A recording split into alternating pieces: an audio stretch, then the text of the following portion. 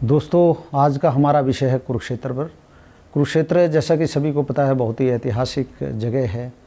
हमारी सभ्यता और संस्कृति का केंद्र हम इसको कह सकते हैं। कुरुक्षेत्र जहाँ तक बात है, कुरु का क्षेत्र, यानी कुरु जो पांडवों के पूर्वज थे कुरु, उन्होंने कुरुक्षेत्र की जो जगह है वहाँ पे सोने का हल चलाया था। ऐसा हमारे इतिहास, हमारी संस्कृति, हमारी सभ्यता में आता है। तो वो कुरु का क्षेत्र के नाम से कुरुक्षेत्र पड़ा और ये आजकल हरियाणा का एक ज़िला है, जैसा कि आप सभी को पता है। तो कुरुक्षेत्र की जो विशेष बात है, सबसे पहले वहाँ एक ब्रह्म सरोवर है जो कि दुनिया का सबसे बड़ा मैन मेड सरोवर माना जाता है। वैसे तो ये कहते हैं कि जो हमारे देवता थे उनके से ही ये संबंधित हैं। जैसे ब्रह्म सरोवर ब्रह्मा से संबंधित है, यानी ब्रह्मा ने जब यूनिवर्स को, इस संसार की जो रचना की थी वो ब्रह्म सरोवर के स्थान पे की थी। इस तरह जो स्थानीय एक इतिहास जब कुरुक्षेत्र का बताया जाता है उसमें इस तरह की बात बताई जाती है। दूसरा, जो ब्रह्म सरोवर है इसकी जो लंबाई है 1 किलोमीटर तक है और पानी का सरोवर है ये, और चौड़ाई आधा किलोमीटर है और इससे भी ज़्यादा बड़ा था। लेकिन जो गुलजारीलाल नंदा जी थे, कार्यवाहक प्रधानमंत्री थे, बहुत ईमानदार नेक भले आदमी थे, उन्होंने इसको सारा पक्का करवा दिया था ईंटों से। और यहाँ पे गीता जयंती का एक इंटरनेशनल मेला लगता है, भारत सरकार द्वारा सारा प्रायोजित होता है वो। और वो मेला जिस तरह दिसंबर में जब गीता का उपदेश भगवान कृष्ण ने अर्जुन को दिया था उस वक्त लगता है। 18 अध्याय जैसे गीता में, तो 18 दिन का ही मेला लगता है।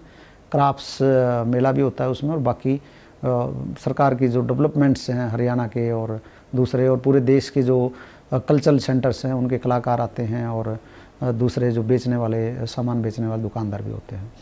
तो वो मेला भी देखने वाला है। उसके साथ ब्रह्म सरोवर के साथ ही सन्निहित सरोवर है।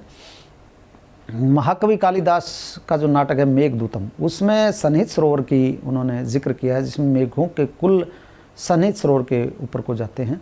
और एक और इतिहास में ऋषि दधीची के बारे में कहा जाता है कि जिन्होंने अपनी हड्डियाँ देवताओं को दान में दे दी थी असुरों से लड़ने के लिए। तो वो भी कहते हैं सन्निहित सरोवर के तट पर ही उन्होंने अपनी अस्थियों को दान किया था देवताओं को।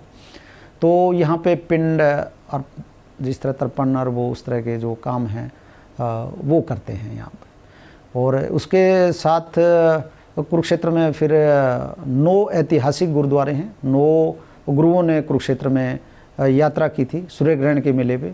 सूर्य ग्रहण का मेला बहुत ही प्रसिद्ध यहाँ रहता है, सदियों से लगता रहा है। और यहाँ पे ब्रह्म सरोवर में भी कहते हैं कि भगवान श्री राम सीता जी के साथ आए थे, और श्री कृष्ण जी भी जो है द्वारका वासियों के साथ, और बाकी जो वृंदावन और गोकुल से लोग आए थे वो यहाँ पे मिले थे ब्रह्म सरोवर पर। और इसके अलावा भद्रकाली मंदिर है, शक्तिपीठ है, 52 शक्तिपीठ जो कि नेपाल, बांग्लादेश, भारत, पाकिस्तान में है।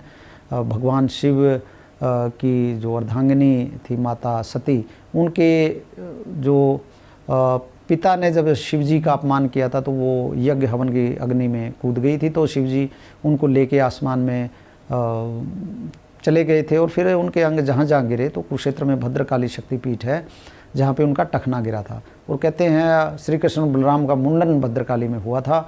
और इसके अलावा स्थानवेश्वर महादेव मंदिर है जहाँ पे श्री कृष्ण ने पांडवों के साथ पूजा की थी युद्ध से पहले, युद्ध में विजय के लिए।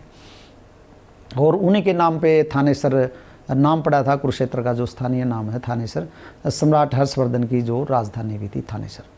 और इसके अलावा साथ में पेहवा है। पेहवा पृथु जो कि भगवान राम के पूर्वज थे, पृथु राजा, उनके द्वारा बसाया गया है। पृथुदक इसका नाम था पहले, और पेहवा अब इसको कहते हैं। सरस्वती नदी जो जिसमें वेदों में जिसका जो चौड़ाई थी वो लगभग 2 किलोमीटर थी, और महाभारत काल में वो सूखने लगी थी। अभी भी कह सकते हैं कि वो 2 मीटर चौड़ी नदी अभी भी है, कुरुक्षेत्र के साथ जाती है। वो पेहवा सरोवर से होके निकलती है, और आगे फिर वो जिसमें जो बरसाती नदी है घग्गर, इसका बहाव के जरिए उसका बहाव कहते हैं होता था।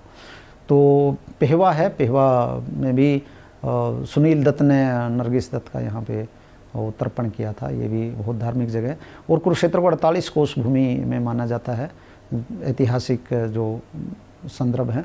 और महाभारत का युद्ध भी लगभग इसी 48 कोस भूमि में हुआ था, जिसमें कह सकते हैं कि वर्ल्ड वॉर था ये। विश्व के ना केवल वर्तमान भारत के बल्कि विश्व के दूसरे देशों में, जिसमें सेंट्रल एशिया, उत्तर कुरु जो राज्य थे, वैदिक राज्य उत्तर कुरु सेंट्रल एशिया में था, उत्तर मद्र था जो शिनजियांग प्रांत है चीन का, वो हिमालय पार थे, और साउथ ईस्ट एशिया और ईरान, इराक और ईस्टर्न यूरोप, रसिया तक वैदिक सभ्यता फैली हुई थी, और वहाँ तक के बहुत दूर दूर के राजाओं ने महाभारत युद्ध में भाग लिया था। तो जो 48 कोस भूमि है उसमें हरियाणा के ज़िले कुरुक्षेत्र के साथ करनाल, जो कर्ण के नाम पे बना हुआ है, और पानीपत, जो श्री कृष्ण ने दुर्योधन से जो 5 गांव मांगे थे उसमें एक पानीपत भी था। पानीपत की 3 लड़ाइयाँ भी मशहूर हैं। पानीपत जो 5 गांव थे, पानीपत, इंद्रपत, सोनीपत, बागपत और एक गांव और था, तो ये उस वक्त के ही हैं, काफ़ी प्राचीन हैं। और उसके बाद ये जींद का जो है ज़िला, और कैथल, ये सारे ज़िले कुरुक्षेत्र के 48 कोस भूमि में स्थित हैं।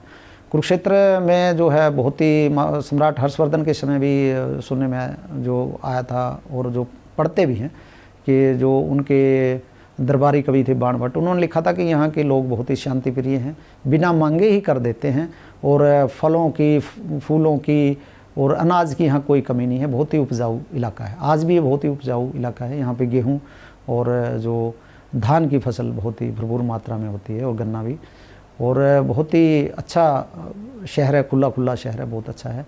लेकिन यहाँ कुछ अब आने वाले समय की कुछ समस्याएं हैं कि यहाँ पे अब जो स्थानीय प्रशासन के लोग हैं, या जो एमएलए और बाकी नगर परिषद वगैरह के, ये सब यहाँ पे करप्शन के कारण कई तरह की समस्याएं। एक तो कुछ ऐसे लोग जो जिहाद को आने वाले समय में बढ़ावा दे सकते हैं, उन्होंने यहाँ इस तरह के जो है मदरसे या वैसा शुरू कर दिया। इसी तरह ईसाई मिशनरी जो हैं वो भी काफ़ी सक्रिय हो गए हैं यहाँ पे आसपास के इलाके में, वहाँ पे उन्होंने काफ़ी धर्म परिवर्तन की गति बहुत बढ़ा दी है।